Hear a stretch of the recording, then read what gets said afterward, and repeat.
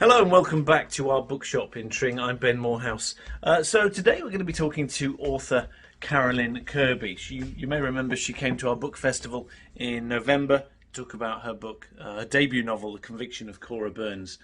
She's now produced her second novel, When We Fall, which is historical fiction, a moving Second World War story of three lives forever altered by one fatal choice. This is also going to be our book club book of the month for June, and she is interviewed by historian Roger Moorhouse. Thank you, Ben. Well, here we are today. Yes, another interview on the YouTube channel. We have Carolyn Kirby today, and there's this wonderful novel. Just try and get that in the light properly. Yeah. When We Fall. It's come out. When did it come out? A month ago, was it, Caroline? It's only a few weeks. It was the 7th of May. Yeah, we 7th of May. put it out just in time for VE Day. And just in time for coronavirus lockdown, so that hasn't happened, has it? Yeah, it was too late to do anything other than stick with VE Day. But yeah, I'm really glad it came out on VE Day. It had a nice buzz about it then. You've had some good coverage, you've had some good reviews and so on, so that's gone well. Fantastic. Yes, book of the month in the Times on Saturday. Yeah. So can't ask for more than that, really. It was fantastic. Yeah. Wonderful. Well, tell us about what's the sort of the basis of the book. Can you give us the elevator pitch? Yes. So it's a story of two women on opposite sides of Europe who are both sort of on the sharp end, really, of World War II. There's Vee in England, and she is flying warplanes around Britain for the Air Transport Auxiliary, delivering them to airfields and to the RAF. And then on the opposite side of Europe, there's Ewa in occupied Poland, who, because of her German heritage, is able to engage with the occupiers and actually host the officers in the family guest house. But at the same time, she's working for the Polish resistance. And the two women, well, they fleetingly meet in the novel. Generally, they don't know each other, but they're connected because they're both in love with the same man. And Stefan, who is involved with both the women, and to some extent you might say perhaps uses them a bit for his own purposes, but he's driven by this quest to bring the truth into the open about the atrocity, the terrible atrocity at the start of the war, the Katyn massacres, and the three of those characters get involved in the quest, and ultimately that's what decides all of their fates. Fascinating. So the Katyn massacre kind of runs through the story in a sense, in the background of it, right? It does, really. That's at the heart of what the book is about. There's one real person amongst all my fictional characters, who's Janina Lewandowska, who died at Katyn, was one of the executed prisoners in the mass killings that happened there, and she is the only woman, the only female body that was found in the mass graves there in Russia. So when I found out about Janina and realized that she was actually a pilot, the only woman who was also a pilot, it sort of linked so well with my English pilots flying around for the ATA that I thought there's got to be a connection between, you know, these two parts of the war and this experience that both of these women are having. So yeah, she's the real character, and of course the real events of the massacre are there underlying the story. And I think a couple of your other characters are also sort of loosely based or inspired by real life characters as well, aren't they? Yes, I mean that Kate Atkinson has a lovely phrase where she says, you know, that her characters, behind the characters, there's the shades and shadows of real lives, and that's definitely true for my characters as well. the whole story really is based on all the research that I've done. Particularly, you know, I love reading wartime memoirs. So many of the pilots who flew in wartime, the women for ATA as well as the men, and of course RAF pilots, have written these fantastic memoirs. They're such a lovely resource for anyone interested in the Second World War. Yeah. And of course they influence you when you're imagining a character. Those voices are kind of in your head as to who these people were. So yes, there are shades and shadows behind my fictional characters, but they are made up. Yeah. And for the benefit of those who are perhaps unaware of the Katyn massacre, can you sort of tell us briefly what that was? Bit of an unfair question, I know. Well, of course, it all stems on you know, you are the world expert really now, aren't you, Roger? That's an unfair question. I'm fantastic to be interviewed by, because yes, you are the world expert on September 1939. Yeah. When, of course, it was the start of World War II, and Poland was, as your book is titled, first to fight. Poland was, you know, at the sharp end of the very beginning of that conflict. Was invaded from the west by Germany and put up a fierce fight. But of course, when the USSR invaded from the east on 17th of September, that was the beginning of the end. And you know, masses of prisoners were taken by both sides. Hundreds of thousands, you know how many, hundreds of thousands. The Russians kind of separated out the officer corps a little bit from the rest. Many were sent to Siberia, but the officers were sent to 3 camps in Western Russia and spent the winter in those camps. All of them, I think, you know, comes across from the memoirs that have been written by those who managed to get through it. They thought they were going to be free. They weren't treated particularly harshly. There seemed to be a sense that the Geneva Convention was being followed. They didn't, I think, probably until they actually were in the room with the guy with the revolver and the bullet to the back of the head. They probably always thought that they would be freed at the end of the war, but of course that didn't happen. And over 22,000 prisoners of war were executed on the orders of Stalin by the USSR, and a large part of them were in the forest of Katyn, were buried in mass graves. And as I say, out of all of those thousands of bodies, there was one that was female. Right. Perfect. I couldn't have done a better job. Oh, thank you. Good. But I mean, it's an interesting. It is one of those sort of seminal moments in 20th century history, really. And I think, you know, it's very well known by anyone with sort of Polish origins or Polish forebears or whatever. It's still a little bit obscure as far as I suppose many ordinary Brits are concerned. It's not really part of our narrative. So the next question is, how did it sort of erupt into your consciousness? Yes, well, I mean, this book's been a long time in the making. You know, I started writing it 12 years ago, but I was writing a very different book. It was different in lots of ways, but it was about women pilots. That's what had really inspired me to start writing fiction, was these stories about women who flew during the war. Mm-hmm. So I was writing this story and was learning how to write, and it was taking a while. And then in 2010, this event happened, the Smolensk air disaster, which probably was the reason that many people in this country became aware of Polish history at all, really. Because on the way to the commemoration of the 70th anniversary of the Katyn massacres, the plane carrying the Polish president and almost 100 dignitaries, the top people in the country, crashed into the forest, and everyone on board was killed. And so I, you know, like a lot of other people, you know, wondered what all this was about and why Putin was there, and what the Katyn massacres had actually been. So that was the start, really, of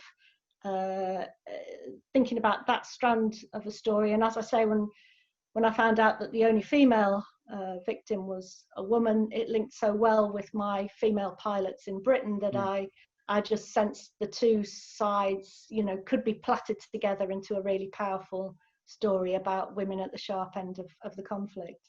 Wonderful. And you sort of bring across that that element of the difficult situation that Poland finds itself in essentially during the war. You know, it does have two enemies, one on either side, that are doing it down, and distant friends in the British and the French who can only do limited things to assist. So yeah, I think you bring that across quite well in the book. Is that something you're very conscious of? You can't just stop at the war, though. Once you start looking at Polish history, it's so complicated, and you know, the roots of anything that happened go back so far into the past, that of course you've got to think about what Poland was in the 19th century, when in fact it didn't exist. It was split between the three great powers of Europe. And that has created this really, you know, interesting, rich kind of multi-ethnic population that there was during the war. And that, of course, created lots of internal conflicts for people who might have split loyalties between Poland, between Germany, perhaps the USSR for political reasons. And so that's fantastic, fertile territory, really, isn't it, for the novelist, because, you know, conflict is what drives drama. So you know, being able to explore those kind of conflicted national loyalties was so interesting and you know, perfect for storytelling. Yeah, I mean, and I think in a way, I think there's a little bit, I hope anyway, there's a little bit of a wave of interest in all things Polish, and you know, I can sense that in you, that you've certainly got the bug for it, and that's wonderful to see. Yeah. But it's nice to feel in a way, I mean, I'm the same, but looking at it from a non-fiction perspective, that I think there's a growing interest, and that sort of taps in as well with the Polish populations here in the UK, those that have been here since the post-war and beyond, and then those more recent immigrants. But you know, there's a rich sort of shared tradition there between us. Well, I mean, I have to say, I suppose it's more recent history in a way, which got me so interested as well, because my brother started going out with a Polish woman who's now my sister-in-law, and as a result of that, we visited her family in Poland. So those kind of recent ties, you know, are part of that movement that you describe, of people just getting more connected to a country that, you know, certainly when I was growing up and when I was studying history as a student, it just was not on the agenda at all. You know, it's only in 1989 really that everything changed. But before that, you know, these countries, you know, in the eastern part of Europe were really closed off, and it was very hard to find out anything really about them. Yes, absolutely. I mean, it's hallelujah, really. I mean, from everything you're saying, it's very much my sort of hobby horse, is to try and sort of spread this interest. I think it's a fascinating country, and it's got, you know, some of its stories are rich for novelization or adaptation in the way that you've done. You know, it's a wonderful history, and it needs to be better known. So however that comes about, whether it's through non-fiction or fiction, it's got to be good. Can you tell me a bit about your, you said it's taken 12 years. That's, I'd hazard to say, quite a long time for a novel. How did that pan out for you? Yes, it is a long time, isn't it? Yeah, too long. Let's hope they don't take that long in the future. But I mean, I was a complete novice. I just saw one day, read an obituary in The Guardian for one of these women pilots, Diana Bonato Walker, who anyone who knows about the Air Transport Auxiliary will recognise her name. And she was just such a fantastic character. She, you know, was glamorous, brave.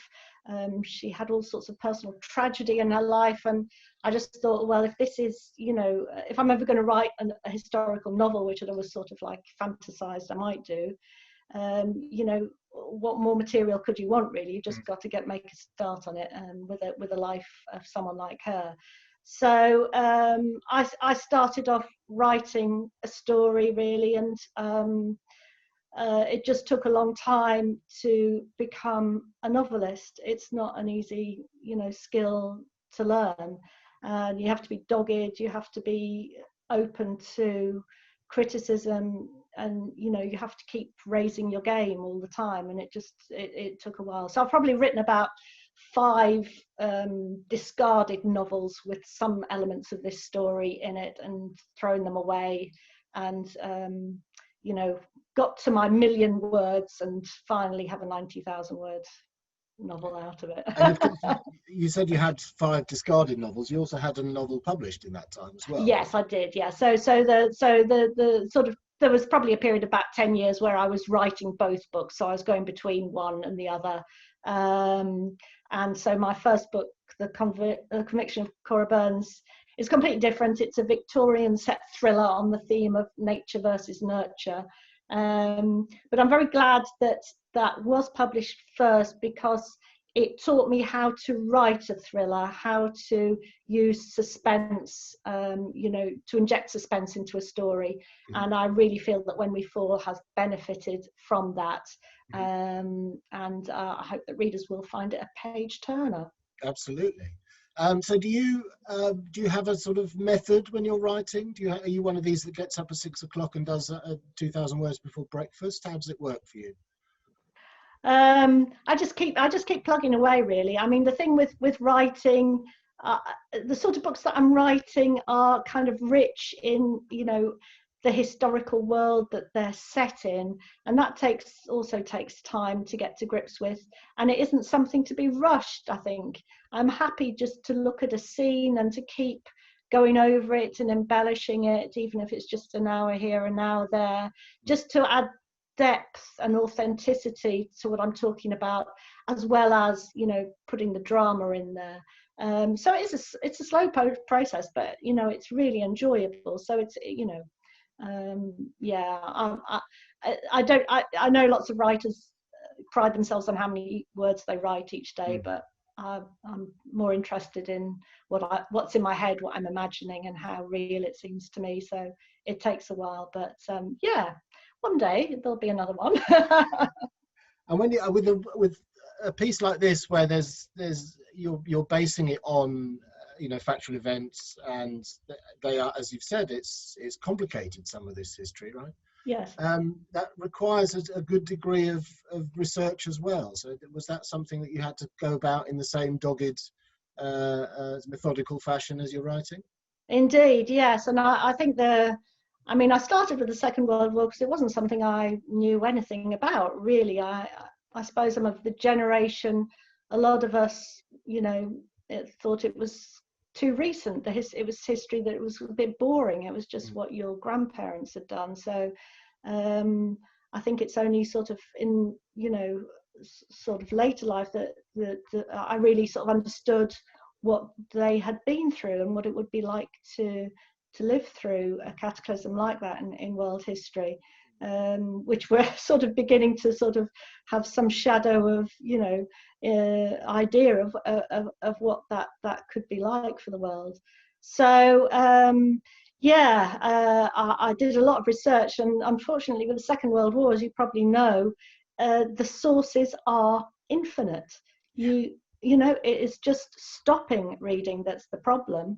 You can just keep going from one to the other. And again, when I started off, I was just, with having studied history, it was just, my instinct was to keep reading, keep researching. But if you did with the Second World War, you'd never write a word, because you can just keep reading about it forever. The other subjects, sort of, I realized it's slightly easier to go back in time, because your sources are a bit curtailed by the period. So the mid-18th century that I'm looking at the moment, there's much fewer things to read, so that makes the research a bit easier. But yeah, for good or ill, I started off with the Second World War, and you can just keep going. And of course, there's stories still there from people who are still alive as well. Those real, the real events are still within our grasp, just from people who remember those times. And when you have something like when you talk about Katyn, it's hard to get away from, for me, it's hard to get away from Andrzej Wajda's film called Katyn, from what, 10 years ago now, I think, which is such a searing representation of events. Obviously, it's sort of lightly fictionalized, but it's such a searing version. It must be difficult when you. I mean, I know you're not necessarily writing directly about the Katyn killings. It's the sort of backbone to your book. But does that help or hinder when you see something like that so sort of cinematically done? Oh, it's a fantastic film, isn't it? And of course, his father was one of the victims, so it's got that kind of emotional heart to it. What I sort of saw the film at the beginning of my ideas about possibly using Katyn in the book, but in more recent times I've sort of looked back at the stills, and actually like the stills of the prison camp at Kozielsk, which is what I describe in the book. It's exactly as I conjured those images from the memoirs of the people who'd seen it. It was so exact. I mean, it's a phenomenal piece of work. And you know, I think you may know better, but if people ask, you know, is there a good book you could read about Katyn? I'm not sure that there is really. I would say watch that film. Really, yeah, I would probably say the same. I mean, it's a little bit crying out for certainly in original English language. It's crying out for a proper treatment, actually. Yeah, I think it is. Yeah. No, so it's but it's still, people are still finding things out about it. You know, there's still more to come out of the Kremlin, isn't there? And there's still one list missing as well. So even the death toll is expected to go up whenever that list is discovered. This Belarusian list. I mean, it's shocking, really, that you know the essentially the cream of the Polish officer Cora are done away with, and it's then subsequently denied for the next 50 years, you know, essentially until 1989. It's quite an astonishing story. It is, and of course, the families are still there, aren't they? It's not. This isn't ancient history. There's still people alive who are very closely connected to the victims of those killings. You know. Yeah, absolutely. And in fact, I've been contacted by two different branches of Janina Lewandowska's family, the female victim of the killings. And that's really brought it home to me that although I was writing fiction, there was a very real person. There's a connection, at the heart of what I was writing about. Would that have changed the way you'd written it had you had that contact while you were writing? Would you have been more cautious? Let me just say, I'm sort of glad that I didn't know they existed until after the book was finished. Yeah, it would have inhibited me a bit, I think, and perhaps I was just a bit naive. That I just thought, oh, this person, she was married, but she didn't have any children. And many of her relatives died in the war. I just didn't assume. I just assumed there was no one living kind of closely connected to her. But in fact there is. On the one side, her husband's, her widower's family, and on the other, her cousin's children and grandchildren, a lot of whom have a lot of you know, memorabilia from her life, and you know, she's quite a central part in their family story. So it's been quite humbling, really, to find out about that real story. She doesn't play a huge part. She's not a big character in my novel, but she's at the heart of it, and things happen to her which I have obviously made up. But I'm pleased to say that her cousin's granddaughter, who has provided lots of information, has very kindly, you know, said she loves the story, so that's good. Good. A high-profile endorsement. Excellent. Yes. So, what's the next book? You say it's in the 18th century. What's the next book about?